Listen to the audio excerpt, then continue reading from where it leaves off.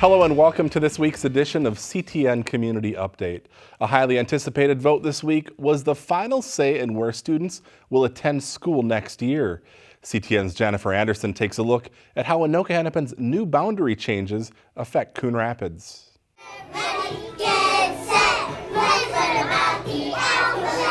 Morris By Elementary School is about to grow. About 125 new students will be assigned to the school next fall.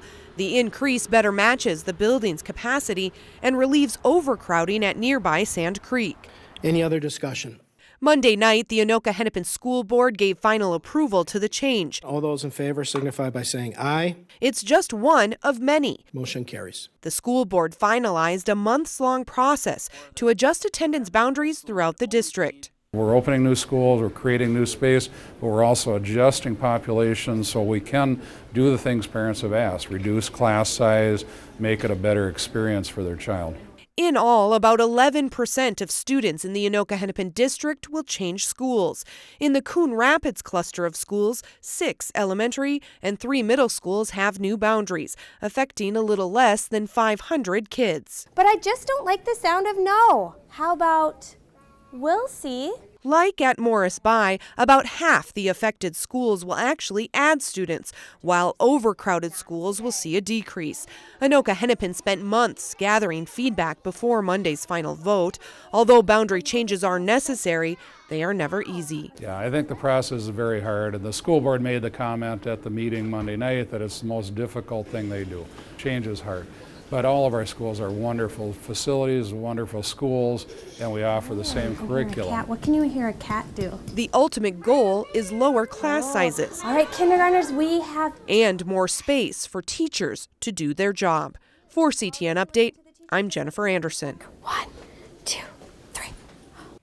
Next, the district will adjust staffing to match the changes. Students can apply to remain at their original school, but need their own transportation. To see how your neighborhood is affected, the district has detailed maps at ahschools.us/boundaries.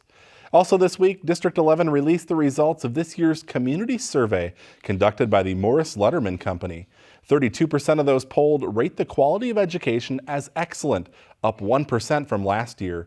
The state average is 22%. 56% rated it as good. As for what they most liked about the school district, 27% say good teachers, 15% say a good education, and 13% say good programs. As for the most serious issue facing District 11, 19% say large class sizes, 13% say a lack of funding, 12% say drugs and alcohol, and 11% say a lack of discipline. We have a link to the complete survey results on our website, ctncoonrapids.com. A new resource for Anoka Ramsey students made its debut on campus this week. The Campus Cupboard is a free food pantry where students can get up to 12 items per visit. It will be open twice a month throughout the semester.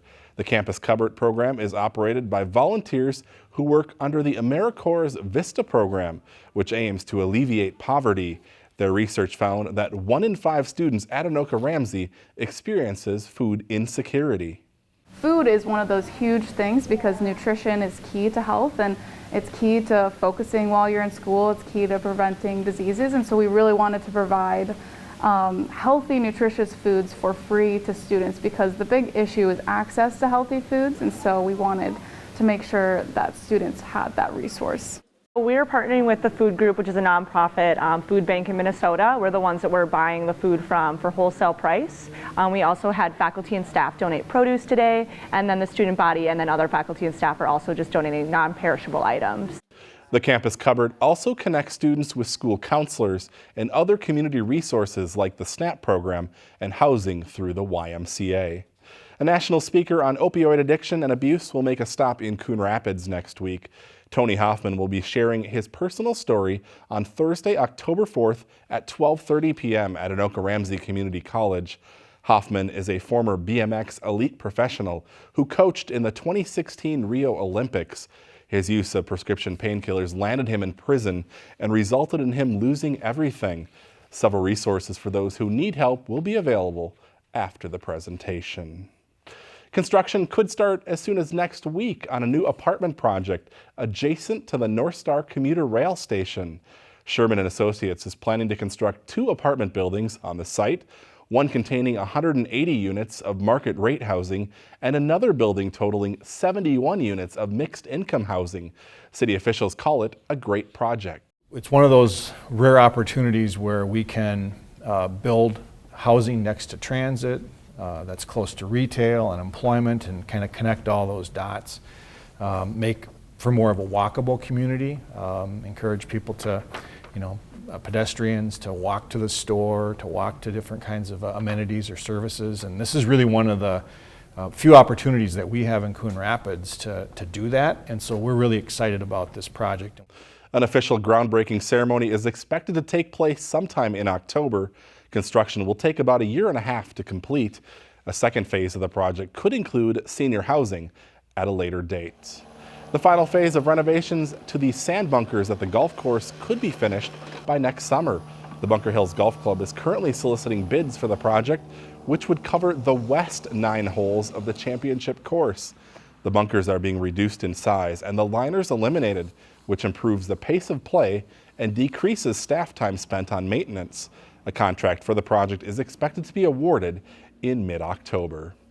The city recently entered into a cooperative agreement with the DNR for rehabilitation of the old fishing pier at Crooked Lake Park.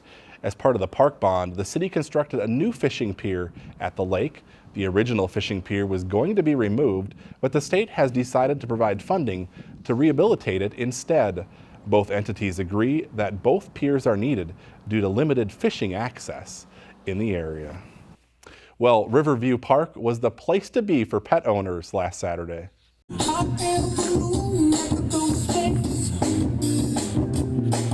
Freestyle dancing was one of many new events at the Coon Rapids Love My Pet Fair.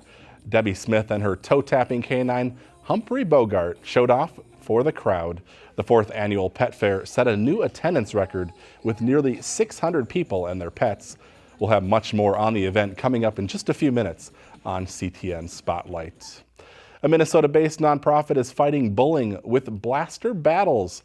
Project My Neighborhood uses Nerf battles to bring children and adults together for a day of fun and bullying prevention. More than 1,000 participants fired their Nerf guns at the National Sports Center in Blaine last Saturday. Teams play tag, capture the flag, and other high-activity games while dodging Nerf darts. These blaster battles teach teamwork, leadership, and wellness while building friendships. Hopefully people will be kinder to each other, that they'll think about working together, that they'll include people in their team that maybe they wouldn't have otherwise, and so that's huge. Project My Neighborhood has been hosting the games in the Twin Cities area for 3 years, drawing large crowds. Proceeds from the blaster battles support bullying prevention programs and the development of a bullying prevention app. The Coon Rapids Rotary Club is hosting its annual fundraiser next week. Sampler 18, Brew and Chew for Change, is taking place Thursday, October 4th from 6:30 to 9 p.m. at the Bunker Hills Event Center. The night includes craft beer, wine, and spirits from local brewers and distilleries, along with food tastings. There's also raffles, games, and live music. All the money raised goes to programs supported by the Coon Rapids Rotary Club. It's homecoming week at Coon Rapids High School, and of course, that means the crowning of a new king and queen. All right, open the boxes!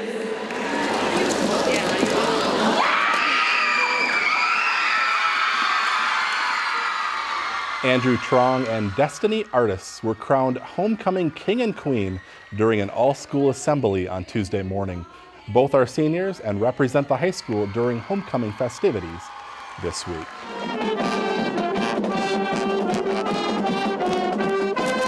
The fun continued Wednesday evening with the homecoming parade. Student athletes, groups, and organizations made their way down Northdale Boulevard. Even our own Joe Yund and Howie Shapiro took part as the parade's grand marshals. Also Wednesday night, it was the girls taking the football field for the annual Powder Puff Games. 3 teams of senior girls competed in flag football. The senior boys do their part from the sidelines, coaching the girls. And what's homecoming week without some prep football? The Cardinals host the Spring Lake Park Panthers tonight with kickoff set for 7 p.m. You can catch the big game live right here on CTN on cable.